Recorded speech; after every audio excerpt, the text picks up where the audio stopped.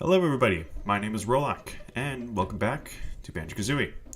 In the last episode, we started our adventure, got through the basic tutorials, and made our first step to Gruntilda's lair, evil witch of Spiral Mountain.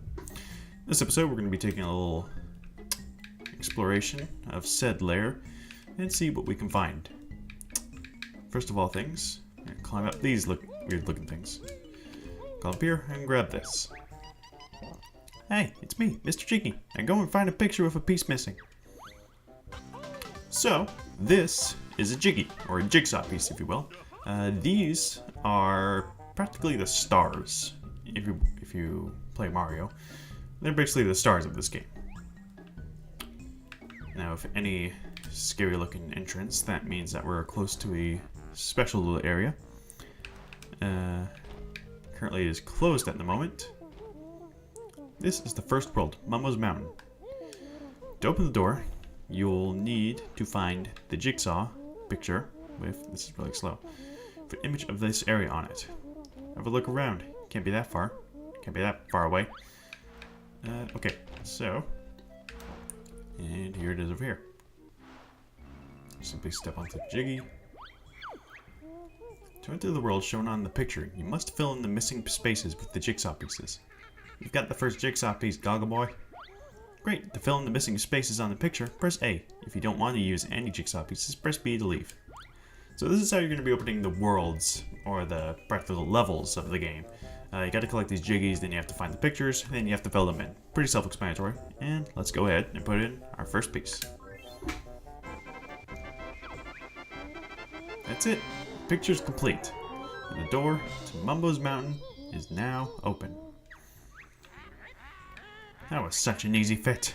The others may just test your wit. We shall see. Alright. Welcome to the first level, Mumbo's Mountain.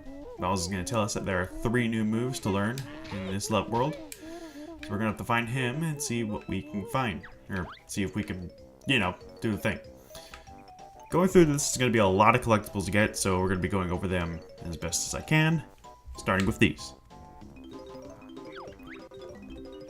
I'm a note, 1 of 100 on each world. Collect this to open the note doors. So notes are your coins for this game. It's pretty self-explanatory what they do. They're hidden all around the world, and for most of them they're pretty easy to obtain, but for a lot, they can be hidden away in some certain areas. But for the most part, they are very well easy to see and collect. So they really aren't the biggest issue in the game. There are 100 in each world. Getting 100 gives you an extra life. And also saves it. These guys right here. Yippee, you saved me! Gruntilda has imprisoned 5 of us Jinjos on each world. Free us all to get a Jiggy. So these guys are a bit different as in... Oh, shit. This guy's a bit of annoying. Can't kill him and he just goes down for a bit. The Jinjos are, there are 5 in each world. There are blue, green, orange, pink, and yellow. If you find all of them, you get a Jiggy. Pretty easy to get behind. Go away, leave my honeycombs alone. This is, I believe it's a hive. I don't know exactly what it's called, but if you break these guys open, get yourself some honeycomb pieces. They always contain 3 honeycomb pieces, and they're basically your health restore station, if anything. Now let's head on to this little area down here. This Conker's tree be hit bare with oranges. For this area, you just gotta stand on these blocks and let the oranges hit the blocks. Or you can just hit me. Go ahead over here. And there we go. And there's our first Jiggy for the area. You must search for 10 of us on each world. We'll help you progress through the witch's lair. Throughout every world, there are 10 Jiggies. For the first level, when you're ready to leave this world, return to the start area, stand on the exit pad. It's pretty simple to get to. So, there are 10 Jiggies in each level. Some are easy to obtain, some are very difficult to obtain, and some are just annoying to obtain. For now, we're just going to grab this orange, hand it over to this dude, Chimpy. Oh, Chippy liked Conga's oranges. Chippy helped Fat Baron Bird. And there's our second Jiggy. For the first level, the Jiggies are pretty easy to get. They're not all that difficult to obtain in any way, but that's just the first level is to be expected. Let's go ahead and grab these things. Where are the eggs? Kazooie can learn to use us as ammo. Let's go ahead and figure out how to do that. Hey, bombs. Time for the buzzard to learn the ancient ways of the egg. Listening, Beetle Breath. Hold Z, then press the top C button to shoot an egg out of your mouth. Hey, sounds cool. Anything else? Sure, press the bottom C button instead, and you can shoot them out from your behind. Sheesh, sounds painful. I wish I'd never ask. Bird Brain can carry 100 eggs in her backpack. Oh, and you can also use the control stick to aim while you're crouching. Exciting, isn't it? Huh. Now you've learned to use eggs, here's 50 to practice with. Oh, and whenever you encounter bottles when you don't have full health, he'll helpfully restore them. This is even if he's already been talked to. So if you go to a molehill and talk to him again, he'll just give you the rundown of the ability. He will also restore your health. Now the eggs, now we can actually just go test them up here. Be safe here. Bear can't hit Conga. So we're gonna hold Z and press up. That shoots an egg. Let's go ahead and dodge the orange.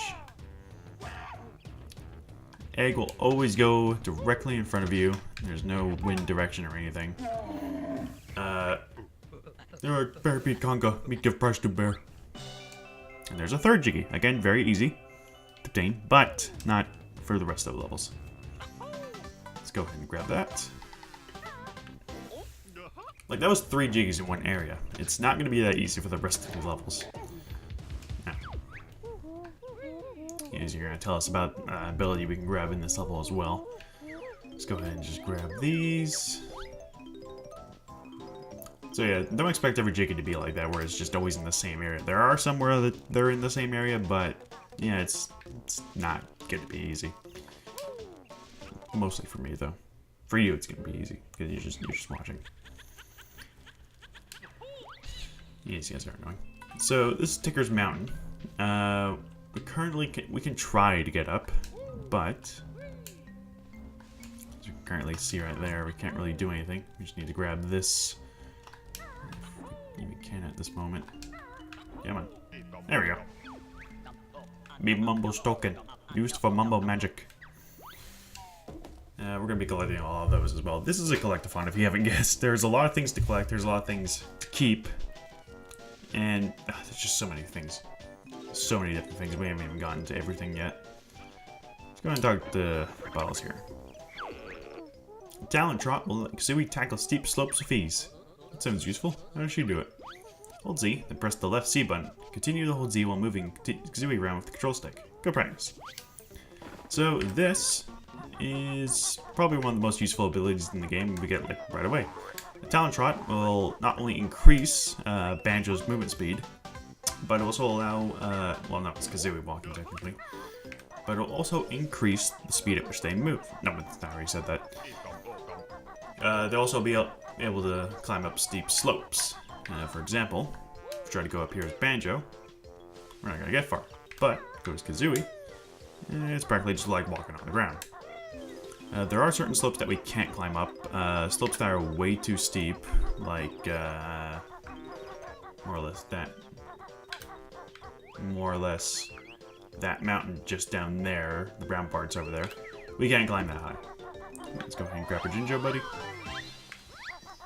Over here, this is basically like the little training ground for Talent Trot. It's very simple to get a hold of. Just hold Z while you're walking in, and you're going to be going anywhere you want.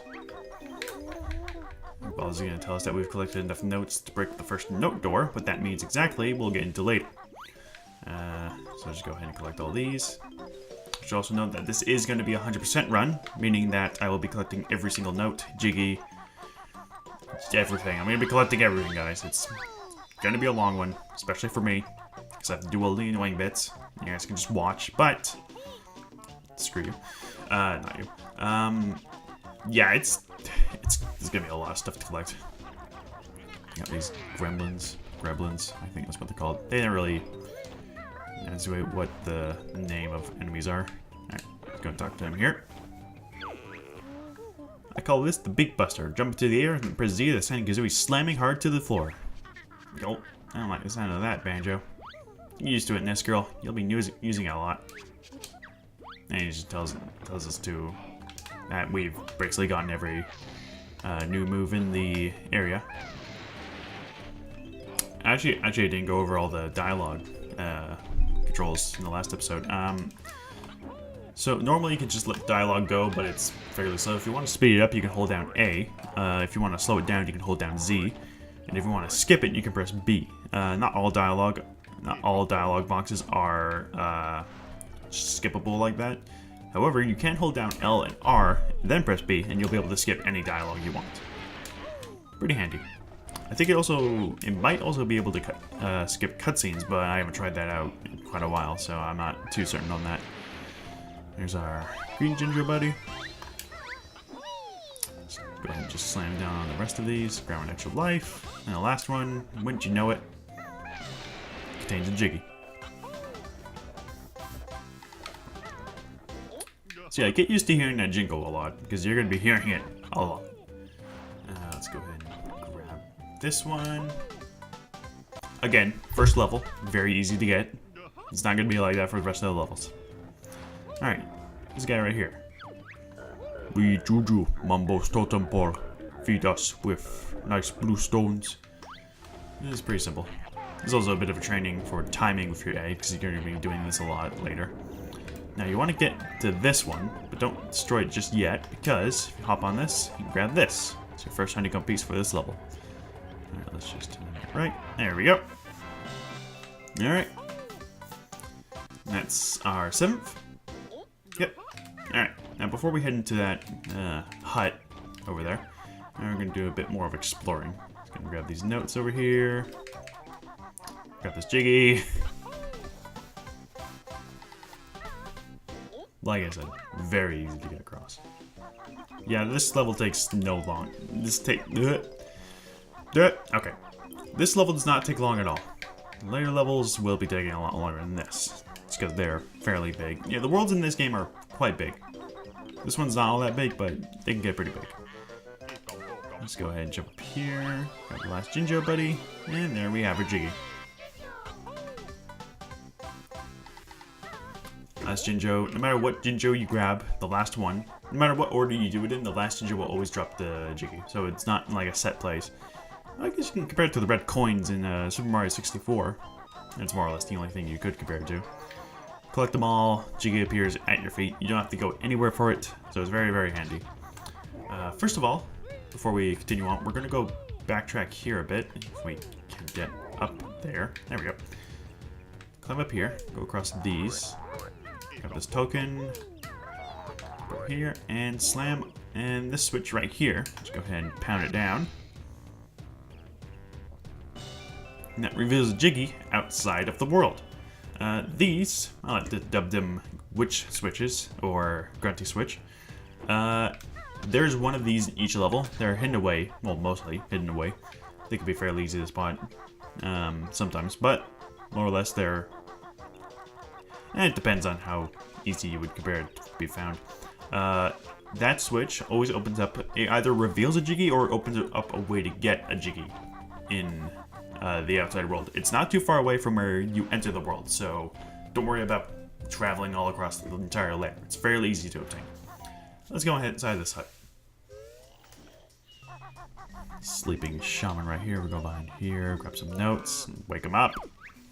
Me, Mumbo, best shaman in all game. Can help Banjo and filthy feather ones. Watch it, hut boy. Mumbo's magic tokens hidden by witch. Find tokens and Mumbo will help you. Banjo has plenty tokens. Stand on skull and press B to see mighty Mumbo magic. And before that, we're just going to jump on here. Now, Mumbo here is going to be our good buddy for pretty much the entirety of the game. Every time you enter his hut, you always want to find a torch that doesn't have any fire on it. Jump on it and then leap up to the very top. You'll find goodies there and maybe even some helpful things such as a honeycomb piece or something. But who knows? Anyway, we're just going to stand on this, press B. If we have enough tokens, he will transform us.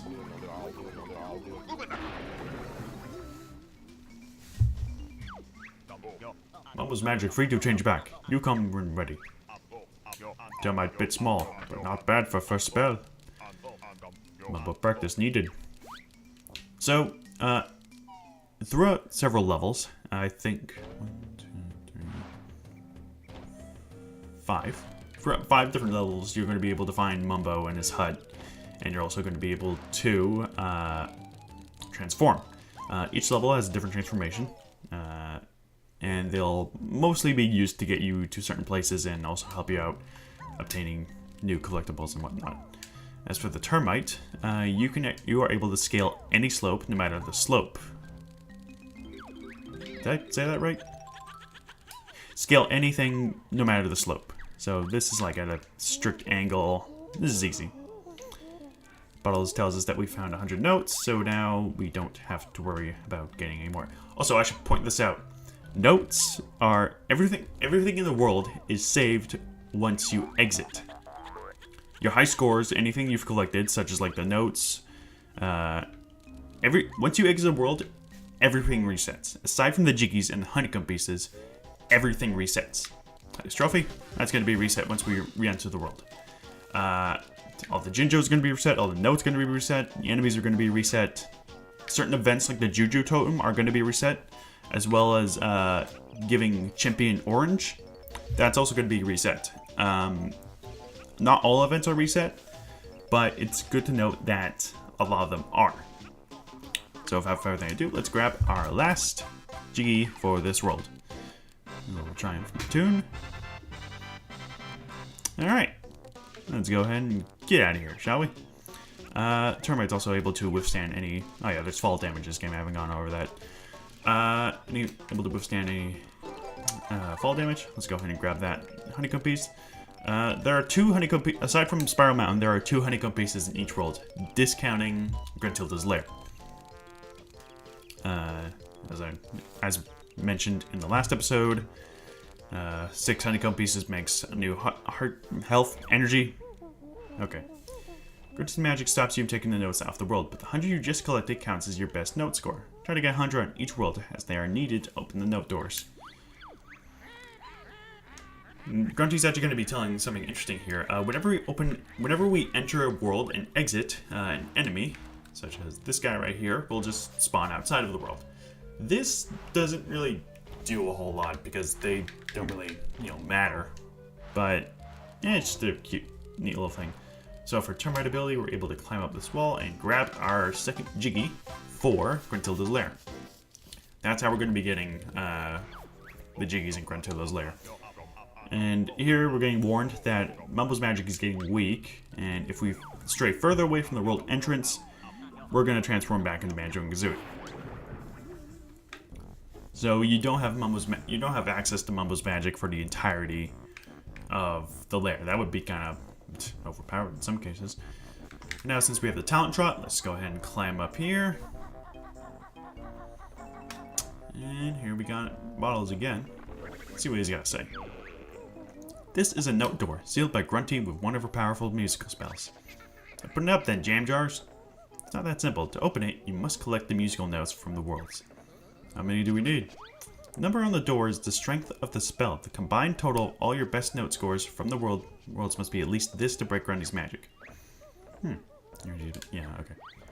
So yeah, these are basically your checkpoints, and also your, I guess you can say, barriers of sorts. You can't progress any further until you have the amount of numbers that are on the doors. But since we have 100, we break through this easily. Numbers will increase as you go further on to the lair. That's to be expected. But with me collecting every 100 notes in every world, these are going to be easy to get through, no problem. But as for that, we've gone on for quite a while, and we got through the first of many worlds that we're going to be getting into for this game. So, thank you all for watching. And I will see you in the next episode when we progress further into Gruntilda's lair. Thank you for watching, and see you next time.